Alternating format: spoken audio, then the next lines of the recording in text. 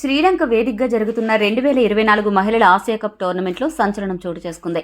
India Sri Lanka జట్ల మధ్య జరిగిన ఈ ఫైనల్ మ్యాచ్లో శ్రీలంక జట్టు ఏకంగా 8 వికెట్ల తేడాతో ఇండియాపై సంచలన విజయాన్ని నమోదు చేసి ఆసియా కప్ టోర్నమెంట్ కప్పును ఎగరేసుకుపోయింది. అలా శ్రీలంక మహిళల జట్టు 20 ఏళ్ల ఆసియా కప్ చరిత్రలో మొదటిసారి కప్ని అందుకుని సరికొత్త అధ్యాయాన్ని లిఖించింది. భారత మహిళా క్రికెటర్లు చివరి వరకు ప్రయత్నించినా శ్రీలంక పట్టుదల, అద్భుత ఆటతీరు ముందు అది ఏమాత్రం సరిపోలేదు. ఈ టోర్నమెంట్లో ఇండియా శ్రీలంక జట్లు ఫైనల్ చేరే వరకు ఒక్క మ్యాచ్లో కూడా ఓడిపోలేదు. దీంతో ఈ మ్యాచ్ క్రికెట్ అభిమానులందరికీ కూడా ఎంతో ఆసక్తి రేపింది. ఈ మ్యాచ్లో శ్రీలంక జట్టు అన్ని విభాగాలలో అద్భుత ఆటతీరు కనబరిచి విజయాన్ని అందుకుంది. ఆసియా కప్ చరిత్రలో శ్రీలంక జట్టు ఎప్పుడూ కూడా ఇంత ఎక్కువ లక్ష్యాన్ని ఛేదించలేదు. ఆ రకంగా శ్రీలంక జట్టు ఈ మ్యాచ్లో ఘనమైన రికార్డును సొంతం చేసుకుంది.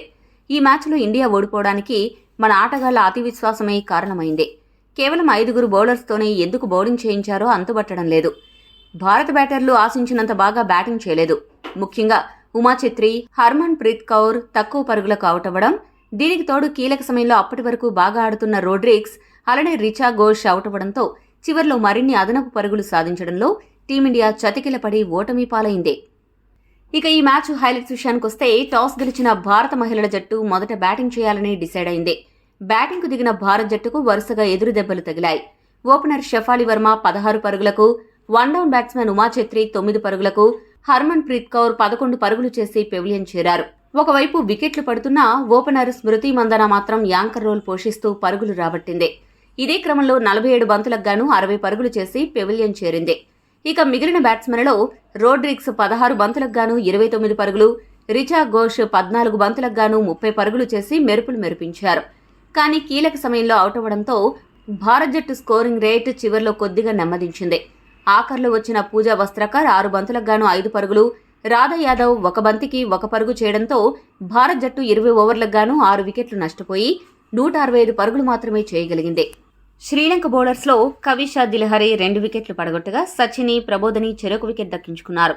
166 పరుగుల విజయలక్ష్యంతో బరిలోకి దిగిన శ్రీలంక జట్టుకు 2వ ఓవర్లోనే షాక్ తగిలింది. ఓపెనర్ గుణరత్నే 1 పరుగు మాత్రమే చేసి పెవిలియన్ చేరింది. ఆ ఒక్క షాక్ తప్పితే మిగతా ఇన్నింగ్స్ అంతా కూడా శ్రీలంక పూర్తి స్థాయిలో అదరగొట్టి టీమిండియాపై ఆధిపత్యాన్ని ప్రదర్శించి చుక్కలు చూపించింది. ఆ ఒక్క షాక్ తప్పితే మిగతా ఇన్నింగ్స్ అంతా కూడా శ్రీలంక పూర్తి స్థాయిలో అదరగొట్టి టీమిండియాపై ఆధిపత్యాన్ని ప్రదర్శించి చుక్కలు చూపించింది. భారత బౌలర్లకు ఎక్కడా అవకాశం ఇవ్వకుండా శ్రీలంక బ్యాటర్లు అద్భుతంగా వారిని అడ్డుకుని పరుగులు ధారాళంగా రాబట్టారు. చమరీ ఆటపట్టు 43 బంతులకు గాను 142 స్ట్రైక్ రేట్తో 61 పరుగులు చేసి అవుట్ అయింది. ఇక తర్వాత వచ్చిన బ్యాటర్స్లో హర్షిత సమరవిక్రమ 51 బంతులకు గాను 69 పరుగులు చేసి అదరగొట్టగా 4వ స్థానంలో వచ్చిన కవిత దిల్హరి 16 బంతులకు గాను 188 స్ట్రైక్ రేట్తో 30 పరుగులు చేసి మెరుపులు మెరిపించింది. దీంతో శ్రీలంక జట్టు మరో 8 బంతులు మిగిలి ఉండగానే 2 వికెట్లను మాత్రమే నష్టపోయి లక్ష్యాన్ని ఛేదించి కప్పు ఎగరేసుకుపోయింది. ఈ మ్యాచ్లో భారత బౌలర్లు ఎవరూ కూడా ఆశించిన స్థాయిలో బౌలింగ్ చేయలేదు. వరుస మ్యాచ్ల వల్ల అలసిపోయారో లేక ఒత్తిడికి లోనయ్యారో తెలియదు గానీ ఫైనల్స్లో ఆడాల్సినంత గొప్పగా సమిష్టిగా మన భారత్ జట్టు ఆడలేదని మాత్రం ఖచ్చితంగా చెప్పవచ్చు. ఈ వీడియో మీకు నచ్చితే లైక్, షేర్, కామెంట్ చేయండి. మరిన్ని స్పోర్ట్స్ అప్డేట్స్ కోసం మా ఛానల్ను సబ్స్క్రైబ్ చేసుకోండి.